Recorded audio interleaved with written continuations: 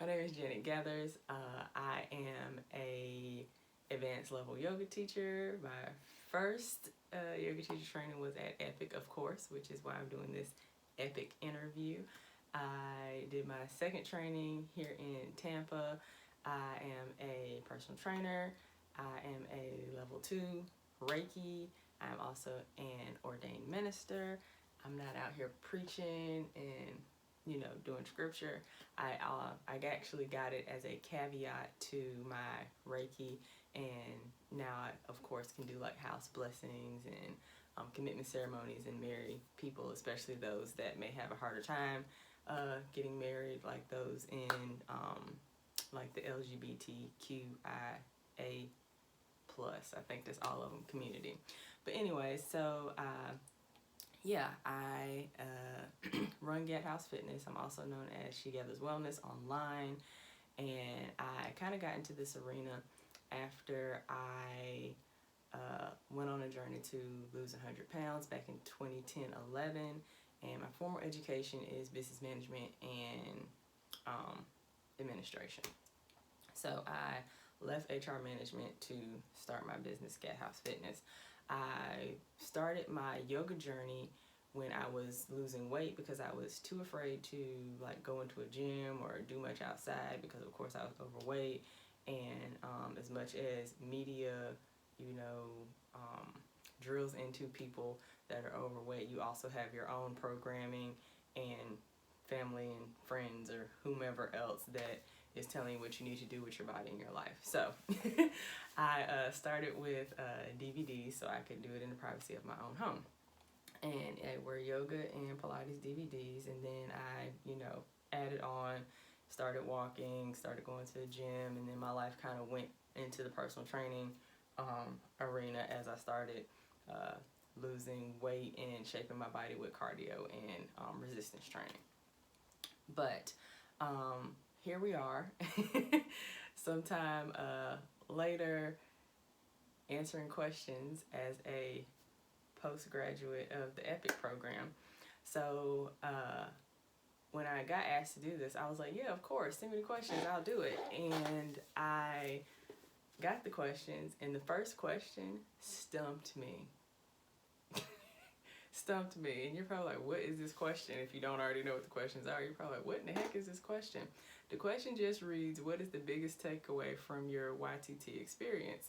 And this kind of had me evaluate myself because it showed me one of my programs, one of my patterns, because I read it and I'm like, what do you mean? The biggest takeaway is that I graduated and that I learned the Baptiste sequence. Like, that was the objective. That's what I did. That's what my goal was. Complete. There's no, what is there to take away besides that? So I actually had to send these questions to my husband. I was like, hey, can you help me answer these questions about myself? And he's like, what do you mean? You can answer questions about yourself? And I said, well, you see me from, another perspective, and I am kind of just lost. I don't even know how to answer these.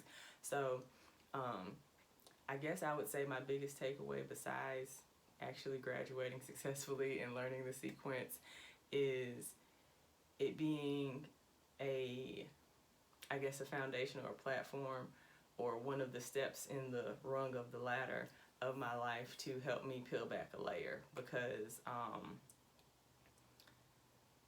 like every new thing you do in life should help you, become better. Not that there's a finish line, not that there's a perfect, not that there's a best, but just help you become better than you were yesterday. And this was one of those things, even though when I was going through it, that is not what I was experiencing it as, because that's not where I was in my consciousness. So when I was in this program, much like other times in my life, I was going through a whole lot in my personal life, and this is one of the things that I was using not to just grow my business, because a lot of my business was going towards yoga, and I felt as though if I was going to be teaching these people yoga, I needed to be formally trained myself to give them the best.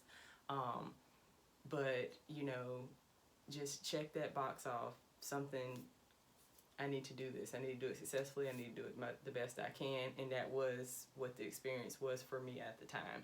It wasn't to grow and learn and be new and, you know, all these things that most people go into yoga training for. It was, you need this to do this, so go get it and move on. And also I used it as, you know, an outlet to focus on something other than what was going on in my personal life. So I guess my biggest takeaway now looking back is that it helped me peel back one of those layers. The next question is, what is true about me today because I was a part of the Epic program? That I'm an epic teacher. Like, epic in many senses of the word, like the literal sense as well as the sense that Epic Yoga Studio. I get many compliments on my style, and I don't necessarily teach the Baptiste style itself. I teach power yoga, but I just feel like, and Baptiste is power yoga, but you know what I'm saying, I don't teach the set sequence. I feel like it complements who I am at my roots. So I was raised in a military family. My biological father, I want to say he retired as a drill sergeant or right after a drill sergeant. My stepfather, who I grew up with, retired as a command sergeant major, which is high as you can get on the enlisted side of the Army, and he's special operations black ops, so you very, very very, very like routine regimented. And then my father-in-law, which I've been with my husband since I was 14, I'm now 35, so military on all sides, also retired as a command sergeant major, HR side for the military. So the program itself and the sequence itself and how it is delivered is very Janet-esque. So it just kind of complements who I am at my core and my style, and I always have it to fall back on. And if you look at most sequences, whether someone learned, you know, the set sequence by proxy or they went to school for like a Bikram or a Baptiste, almost all sequences are set up in about the same way as a Bikram or a Baptiste, whether they're doing it on purpose or, like I said, it's just by proxy. But it just makes sense to, you need to do certain things to get to certain points so that you don't injure someone when you're trying to teach a flow. So I would just say it has made me an epic teacher, and it has also put me in a place where I'm always ready to learn the next thing and know that I am perfectly imperfect. What is a lie I believed before YTT? So this is another one that I would not actually be able to answer until now, because I was so in the lies that I couldn't see the lies, and I did not know that they were there. I didn't see my programming, I didn't see my patterns or my habits when it comes to like subconscious level stuff, and going through my healing of last year, coming through that of healing my body and going into different modalities of therapy, I now see there were a lot of things. I remember one time Leanne said to me, it was, I don't know the exact way she said it, but basically I said something to her about myself, and it was very, very judgmental. And she said something in the vein of how we judge ourselves, we judge others, or something like that. And I was just like, I don't judge people. That's rude. Why would you? You know what I mean? I don't judge people. No. And she also said something to me about being authentic. When we are not our true full selves, then we can't really get. Basically, you kind of block your own blessings, and not on purpose. But if you have a shell, nothing can get in. So the way I envision that is, if I have these rocks in my hand, I can't also pick up that pen. Like, you gotta let that go. You know what I mean? So the lies would be plenty. And I guess they would be the typical ones that, you know, I'm not worthy, I'm not deserving, I'm not good enough, not fast enough, not, you know, doing enough. So all the lack, perceptions of self, I think they all pour into about the same thing, like the not enoughs, the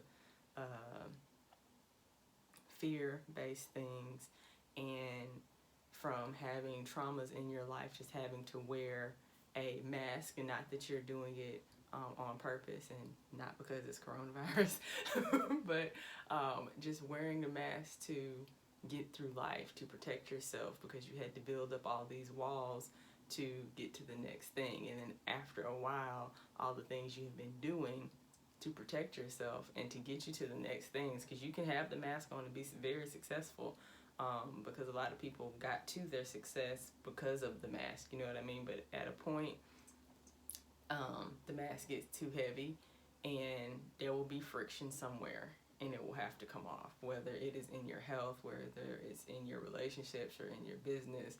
There will be a friction somewhere, and you might not see it as the like the mask or the disconnection from self at the time, but I think it's all rooted there. So that's a very long answer to tell you the lies I believed about myself before YTT. What is a piece of advice I'd give to someone thinking of doing YTT? I feel like if it came into your consciousness as something you should do, you should start to make plans and make space to do it. And it might not be able to happen right then, but I feel like if you just open up to it, it will, you know, come into fruition. And that doesn't mean that you have to be someone that wants to teach yoga to others. Yoga is life.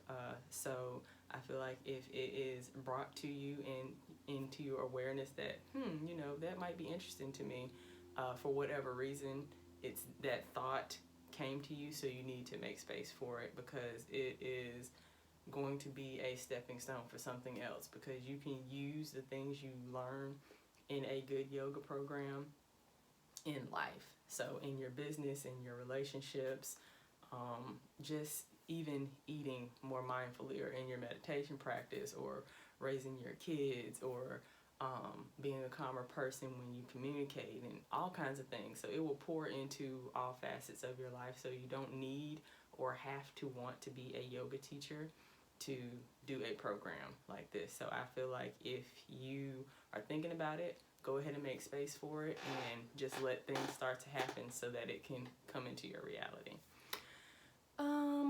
What does teaching yoga, or how does, teaching yoga complement my personal training? So up until probably 2 years ago, I would say I was a personal trainer that taught yoga. I am now a yoga instructor that is also a personal trainer. Most of my business work, passion, the things that I'm drawn to the most, the job tasks and contracts that I will jump at first are yoga based over the boot camps, over the personal training, unless it is personal training in the vein of helping someone on a weight loss journey. Of course, since that's where I started, and that's one of my missions I feel in life, is to help people get healthier. That, you know, that is always one of my top things. But definitely, I'm a yoga instructor now that is also a personal trainer. But in personal training with the yoga, it's helped me so much as far as alignment, because the way personal training is taught, they'll teach you, they'll teach you alignment, but not in the way of in yoga where you're taught to like stack joints and why this works, and leveling things off for balance. Because a lot of things, even if say you're learning an inversion, yeah, you need to have the muscle strength, of course, but some of it is you just got to get that balance point. You just got to get stacked just right. So some of that is very much so in personal training. Also the breathing. Oh my goodness. They don't teach breathing in personal training at all. And even before I became a yoga instructor, I used to look at my clients and like, are you holding your breath? Like, you're going to pass out. Are you holding your breath? Like, you can't be lifting 200 pounds holding your breath. You're gonna make me use my CPR certification, which I don't want to do. Don't pass out. So it's like, you gotta breathe. So definitely the alignment and the breathing. And then the other one that I see so much now is the core engagement, because in personal training, it's more so taught as bracing. It's not actually an engagement of your core or your abs. It is to brace. So that has also helped me in my personal training, because now I can give an extra layer, and I also can help people when they're doing, say, yoga poses, especially say they're trying to do an inversion or something, and I'm like, you need to engage your core, and especially if you're drawing navel to spine upside down, which kind of throws your brain off, especially if you're dyslexic. You can see people, I'm like, okay, well, you need to engage your core, you'll get it. And they're like, I am engaging my core. I'm like, no, you're sucking your stomach in. Two different things. So yeah, that has helped a lot. The next question is, what is next for me? Well, my Epic family, especially those that were in my program, know that I love the beach, which is why I'm in Tampa. I do not like being cold, so our next thing will be moving to the Caribbean. This is also one of the things that was on my vision board when I did my Epic program. But at some point in the Caribbean, I plan to open a yoga studio. My sister and myself also plan on having some kind of like fitness wellness center. She is going to school. Well, she already completed her exercise science degree, I believe it is, and she's now in her master's program for nutrition and wellness.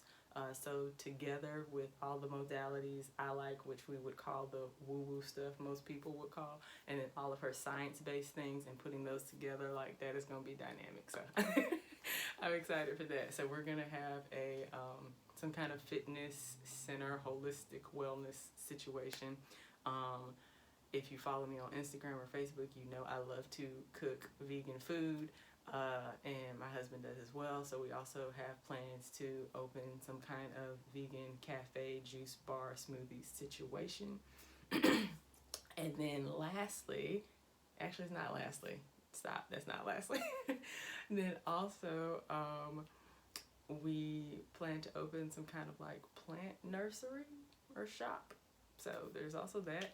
I'm also currently writing a book, and as I'm writing this book, I have gotten, thoughts, downloads, messages to write some other content. So right now I'm working on the weight loss equation, which will be a book about how to finally lose weight and regain your spirit. So like, lose the weight finally, learn the reasons why you are in this cycle of gaining weight, because in most cases, I know it's because we're eating the wrong things, but it's deeper than that. Like, why are we eating the wrong things? Why do we feel the way we, feel? What are those past traumas that are pouring into the current situation? All those things, and how to heal those situations so you can actually finally go through this weight loss journey and become healthy, and then just regain your spirit, start to learn about yourself and heal the inner child and all that kind of stuff. So that's the book I'm working on currently. Then there will be more to come post that. Don't know what's going on with my hair here. What else? There was something else. There's a lot of things that are next for me. So, yeah. So stay tuned for that. What else? Oh, last question. So what else would I like to share? One is really random. This background was the background that I did my application questions on in Nashville. So I felt it fitting to do my interview questions here. So that's one thing that I'd like to share that's very, very random. Also, I would like to just say thank you for having, been given the opportunity to do this. I know that most people, I don't even know how to try to say what I'm trying to say.